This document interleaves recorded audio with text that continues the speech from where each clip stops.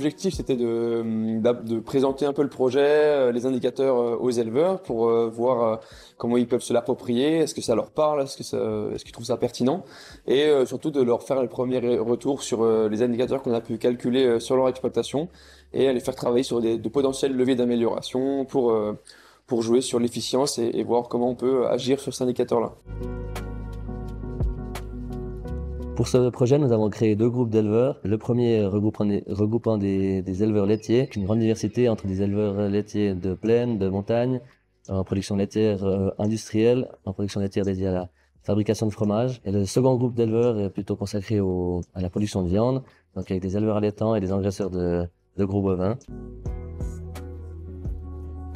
La réaction qui, moi, je retiens, la première, c'est déjà la comparaison de l'efficience protéique des exploitations laitières versus exploitations productrices de viande. Le côté parlant de l'indicateur par rapport à cette notion d'efficience entre ce que je consomme de ressources qui ne sont pas en compétition avec l'alimentation humaine versus ce que je produis comme protéines qui sont du coup destinées à nourrir des gens. Au niveau de leur réaction par rapport à leur efficience, ils étaient plutôt surpris en bien. Ils s'attendaient plutôt à une efficience qui était légèrement plus faible aux résultats calculés. Et donc c'était une bonne chose de pouvoir leur présenter des bons résultats.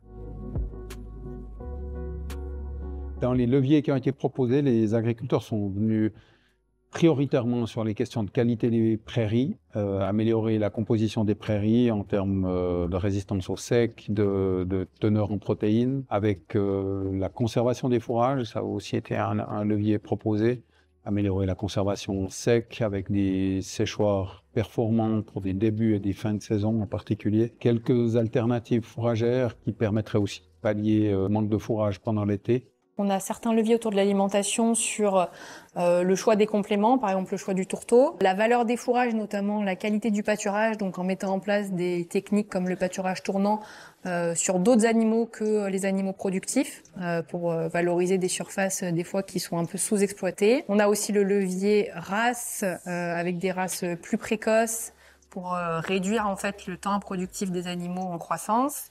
Les principaux leviers, donc comme l'efficience est corrélée au concentré, donc il y a la réduction de concentrés qui sont en concurrence avec l'homme pour les remplacer par des coproduits ou tout simplement réduire la quantité de concentré pour la production. Moi, j'étais surprise puisque la plupart des éleveurs ont effectivement pensé avoir une très mauvaise efficience protéinique nette. On n'a eu que de bons résultats. La qualité des échanges, je trouvais effectivement, je sais pas ce que tu en as pensé, mais j'ai trouvé que les personnes présentes étaient toutes motivées, avec plein de bonnes idées, plein de bonne volonté, et que c'était vraiment une bonne expérience. C'est vrai qu'ils étaient très curieux de la méthodologie de calcul. Ils ont fait aussi des remarques, des réflexions complémentaires, j'ai trouvé très constructives. Ils ont vraiment amené des éléments intéressants, aussi bien sur la forme que le fond. Je pensais pas qu'ils allaient être autant intéressés par comprendre qu'est-ce qui se passait derrière, et puis à comprendre méthodologiquement comment ça avait été construit. D'une façon générale, je trouve qu'il y a eu une ambiance extrêmement positive dans la journée, avec beaucoup de participation de la part des éleveurs, beaucoup de propositions, relativement beaucoup d'enthousiasme sur un sujet qui est quand même pas si évident au premier abord. Un grand plaisir à avoir participé à cette journée.